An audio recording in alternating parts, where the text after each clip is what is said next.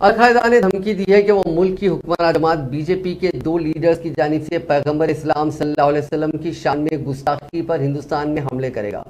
شدت پسند سرگرمیوں پر نظر رکھنے والی امریکہ میں قائم سائٹ نامی ایک تنظیم نے بر صغیر کی القاعدہ کے اس بیان کی طرف توجہ مبذول کرائی، جس میں کہا گیا کہ شدت پسند جماعت ان شخصیات کو ختم کر دے گی جو پیغمبر اسلام صلی اللہ علیہ وسلم کی توہین کرتے ہیں۔ القاعدہ کی اس دھمکی کے بعد بیرسٹر اسد الدین اویسی رکن پارلیمنٹ حیدرآباد و صدر کل ہند مجلس اتحاد المسلمین نے ہندوستان پر حملے کے بیان کی شدید مذمت کرتے ہوئے کہا کہ ہمارے نبی حضور اکرم صلی اللہ علیہ وسلم کا نام بلند و بالا ہے، اس کے دفاع کے لیے القاعدہ جیسے دہشت گردوں کی ضرورت نہیں ہے۔